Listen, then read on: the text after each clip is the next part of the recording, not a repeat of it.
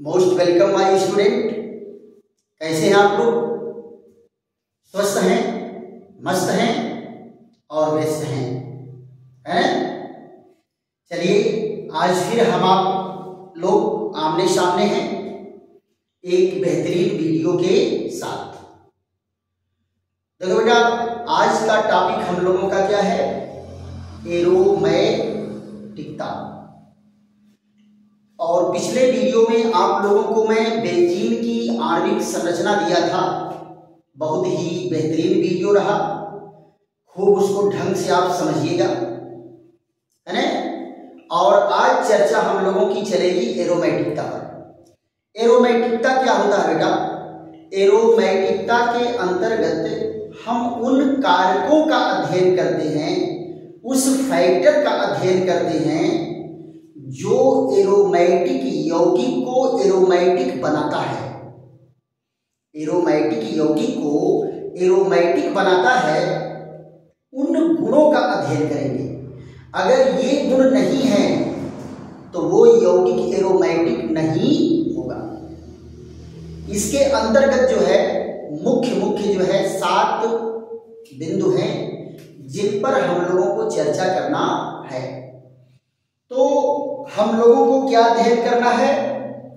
Aromatic यौगिकों में aromatic गुण के लिए उत्तरदायी कारकों का अध्ययन।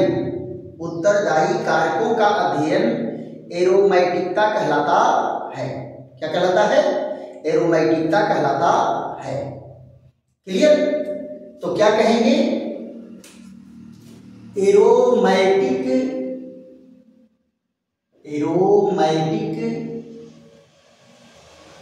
यौगिकों में एरोमैटिक यौगिकों में एरोमैटिक गुण के लिए एरोमैटिक गुण के लिए उत्तरदायी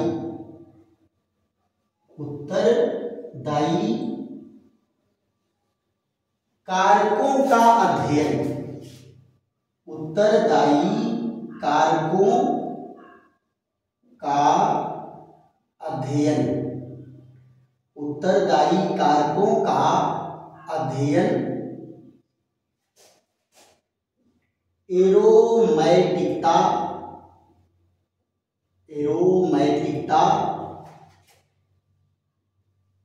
कहलाता है। एरोमैटिकता कहलाता है। क्या कहा गया बेटा? एरोमैटिक यौगिकों में एरोमैटिक गुण के लिए उत्तरदायी कारकों का अध्ययन। इन्हीं कारक को बेटा क्या कहते हैं? फैक्टर। क्या कहते हैं? फैक्टर का अध्ययन क्या कहलाएगा? एरोमैटिकता कहलाता है। राइट? तो कौन कौन से गुण हैं जो एरोमैटिक यौगिकों में होना जरूरी होता है एरोमैटिक के? तो पहला पॉइंट यहां क्या है बेटा? पहला पॉइंट है पाई इलेक्ट्रॉनों की उपस्थिति। पाई इलेक्ट्रॉनों की उपस्थिति। देखो बेटा, ये पहला कैरेक्टर। क्या कहे कि एक वैज्ञानिक थे हकेल के द्वारा बताया गया है कि वे एरोमैटिक यौगिक होंगे जिनमें पाई इलेक्ट्रॉनों की संख्या 4n+2 के अनुसार हो। तो यहां देखो क्या कहा? हकेल के नियमानुसार हकेल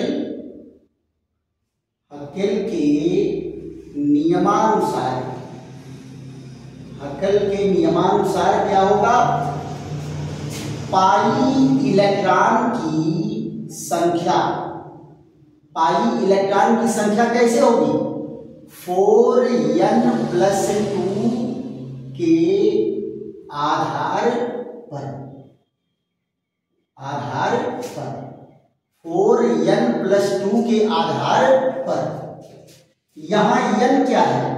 n है बेंजीनोइड रिंग।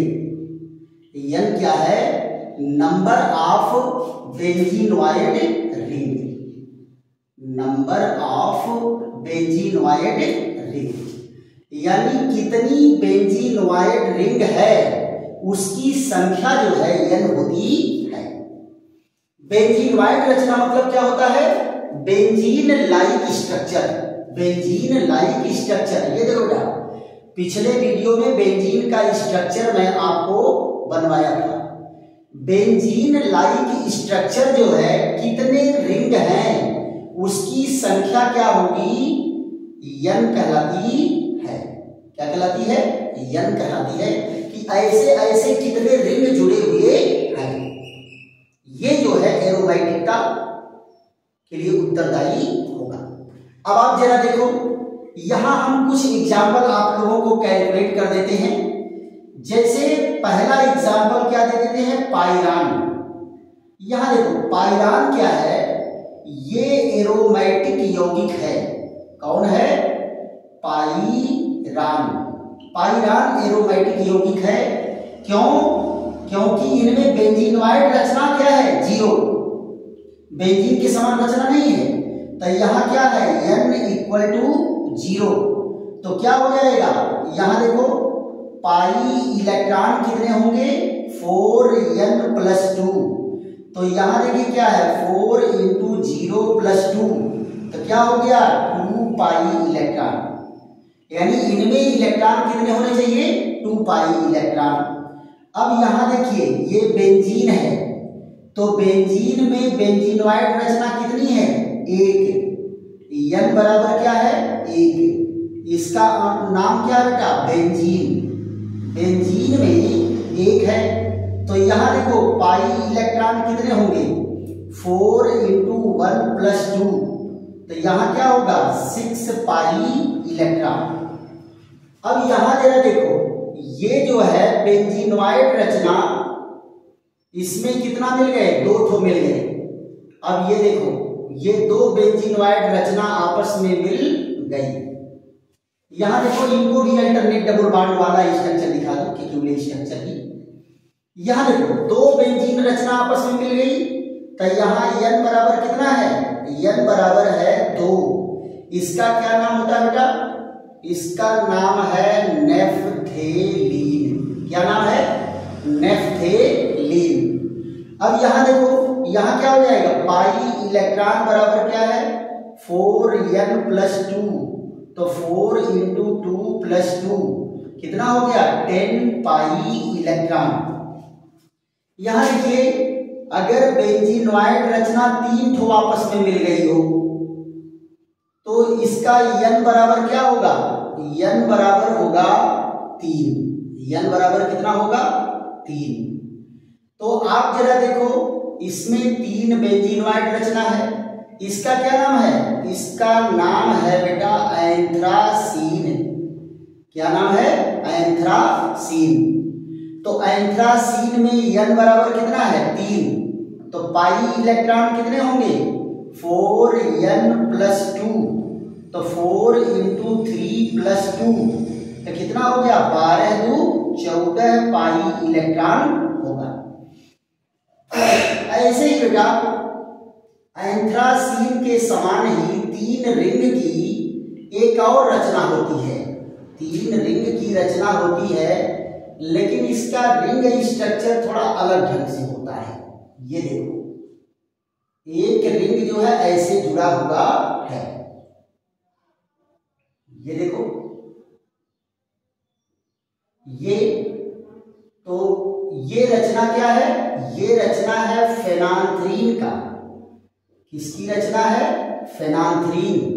तो यहां n बराबर कितना है? 3 है। अब पाई इलेक्ट्रॉन कितने हो जाएंगे? 4 गुणे 3 धन 2, यहां भी कितना हो गया? 14। 4 3 12 2 14। तो यानी पाई इलेक्ट्रॉन का क्रम क्या होना चाहिए? पाई इलेक्ट्रॉन का क्रम एरोमेटिक होने के लिए 2 पाई इलेक्ट्रॉन होना चाहिए, 6 पाई इलेक्ट्रॉन होना चाहिए और 10 पाई इलेक्ट्रॉन होना चाहिए, 14 पाई इलेक्ट्रॉन होना चाहिए, ETC सो ऑन होना चाहिए। अगर ये पाई इलेक्ट्रॉन नहीं है तो वो एरोमेटिक नहीं होगा, एरोमेटिक नहीं होगा। जैसे मान लो ये क्या है, ये है, इसमें पाई इलेक्ट्रॉन कितने हैं, 4 पाई इलेक्ट्रॉन, 4 पाई इलेक्ट्रॉन। और यहां जरा देखो ये क्या है, ये है खटकोणीय रचना, लेकिन यहां भी पाई इलेक्ट्रॉन कितने हैं, 4 पाई इलेक्ट्रॉन। यहां जरा देखो ये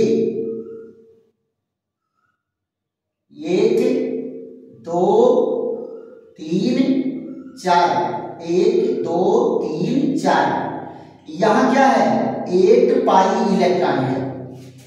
तो ये सारे के सारे क्या हैं, इस क्रम में इलेक्ट्रॉन नहीं है, 2 6 10 14 के क्रम में नहीं है।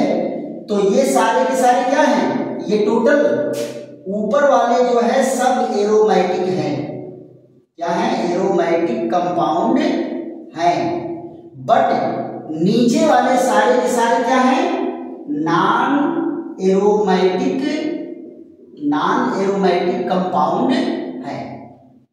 ये क्या है, नीचे वाले सारे क्या हैं, नॉन एरोमेटिक कंपाउंड हैं।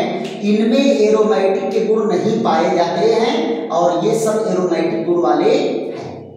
तो ये पहला कारण है कि पाई इलेक्ट्रॉनों की उपस्थिति का क्रम यहां दिया गया है हकेल के अनुसार कि पाई इलेक्ट्रॉन किस क्रम में होने चाहिए। अगर उस क्रम में पाई इलेक्ट्रॉन है तो एरोमेटिक होगा, और अगर पाई इलेक्ट्रॉन नहीं है तो एरोमेटिक नहीं होगा। राइट। अब आप जरा ध्यान दो, दूसरे पॉइंट पर मैं चलता हूं आप लोगों को। तो दूसरा पॉइंट क्या होगा बेटा, इलेक्ट्रॉनों का पुनर्वितरण।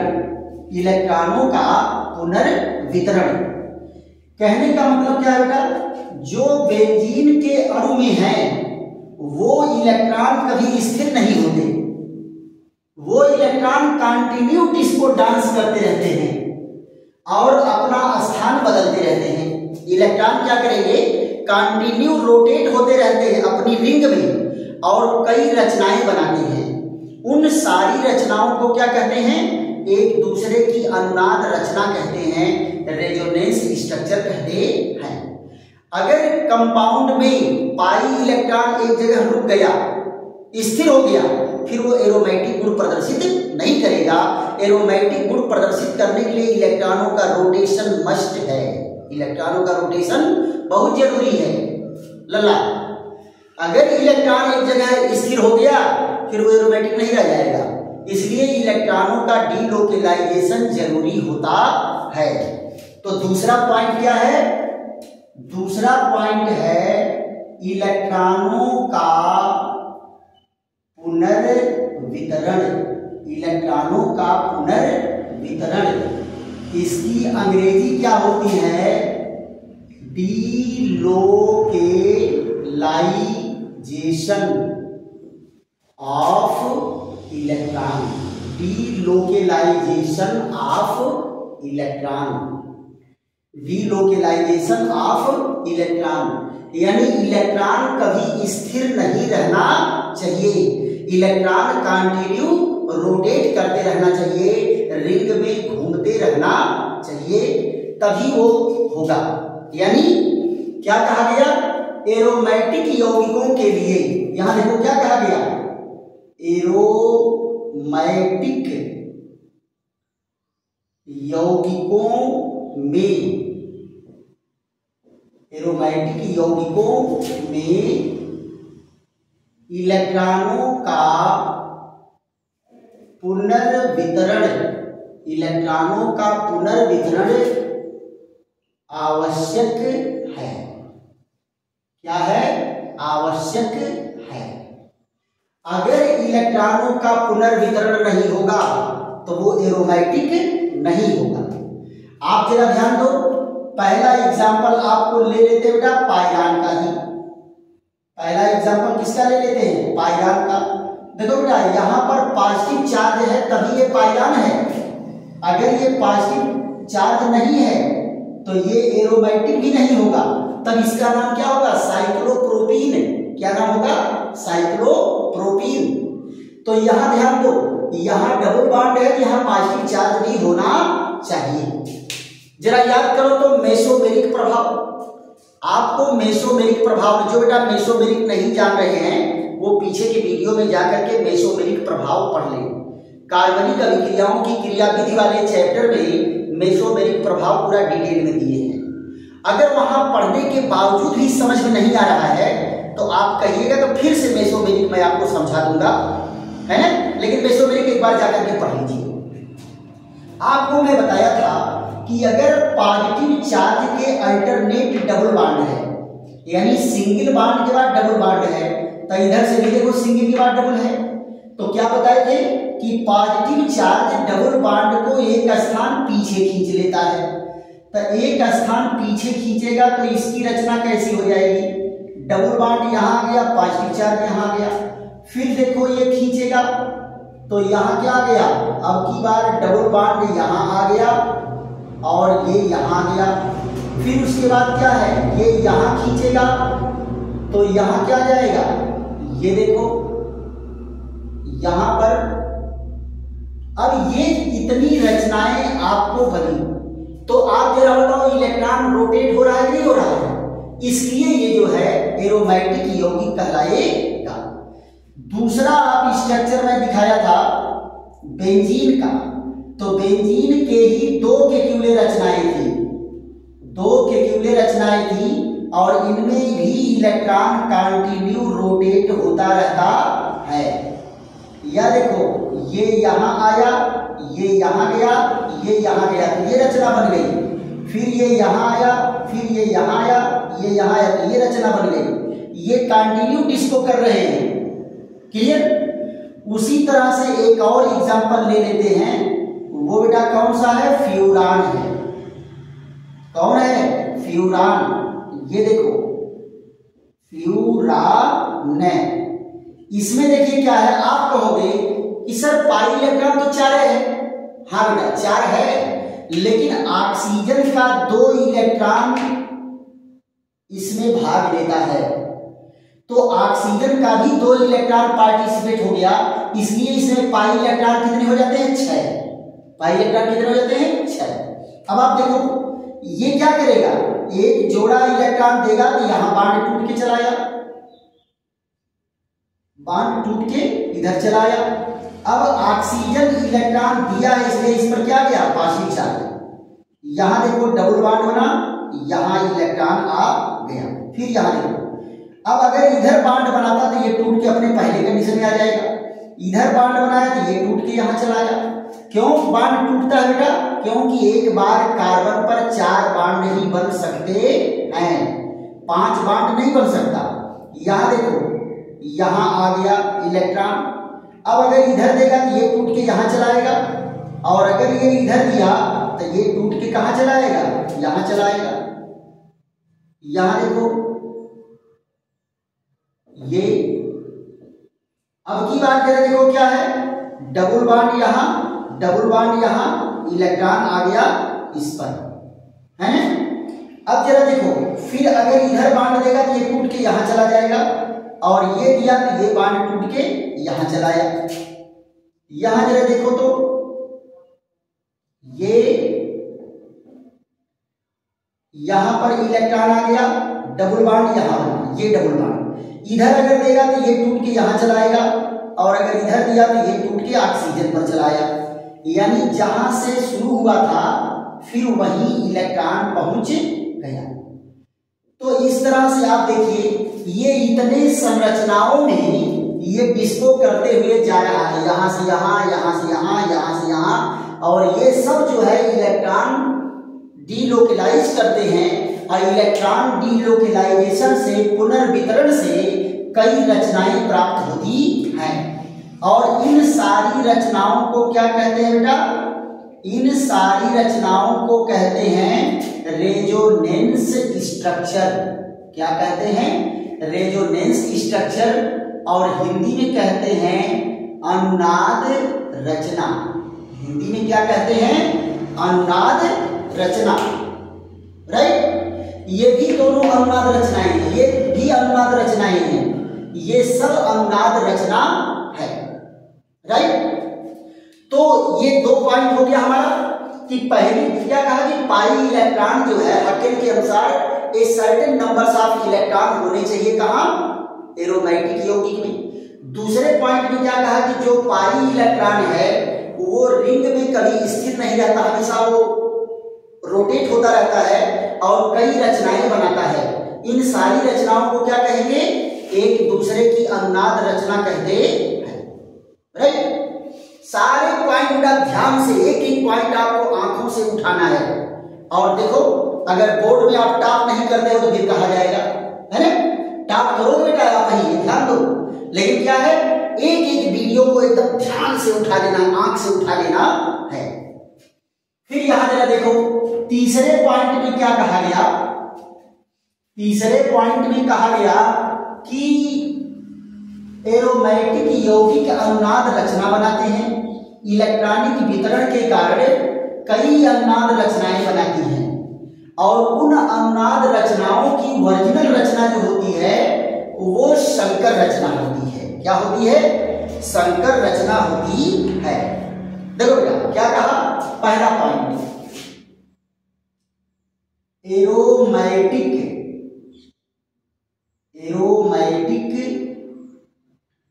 यौगिक इलेक्ट्रॉनों के पुनर्वितरण, इलेक्ट्रॉनों के पुनर्वितरण के कारण अनेक अनुनाद रचना, अनेक अनुनाद रचना बनाते हैं, अनुनाद रचना बनाते हैं। दूसरे पॉइंट में क्या कहा, यौगिकों की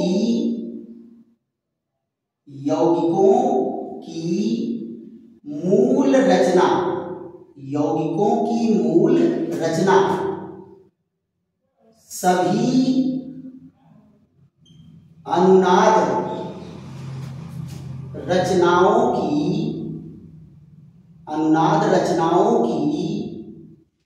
संकर रचना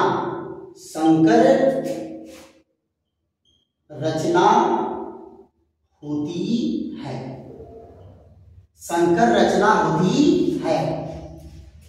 तीसरे पॉइंट में क्या कहा, संकर रचना अस्थाई व निम्न ऊर्जा स्तर पर होती है, निम्न ऊर्जा स्तर पर होती है, निम्न ऊर्जा स्तर पर होती है, निम्न ऊर्जा स्तर पर होती है। और क्या कहा, निम्न ऊर्जा स्तर, निम्न ऊर्जा स्तर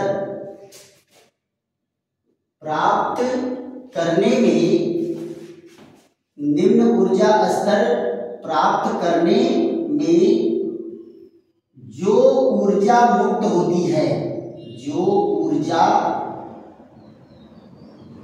मुक्त होती है उसे अनुनाद ऊर्जा, अनुनाद ऊर्जा कहते हैं, अनुनाद ऊर्जा कहते हैं। क्या कहते हैं, निम्न ऊर्जा स्तर प्राप्त करने के लिए, निम्न ऊर्जा स्तर प्राप्त करने के लिए, प्राप्त करने में जो ऊर्जा मुक्त होती है उसे अनुनाद ऊर्जा कहते हैं।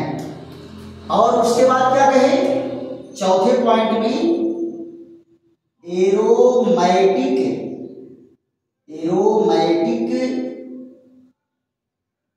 यौगिकों, एरोमेटिक यौगिकों की अनुनाद ऊर्जा, अनुनाद ऊर्जा एलिफैटिक यौगिकों से, एलिफैटिक यौगिकों से, एलिफैटिक यौगिकों से उच्च होती है, उच्च होती है।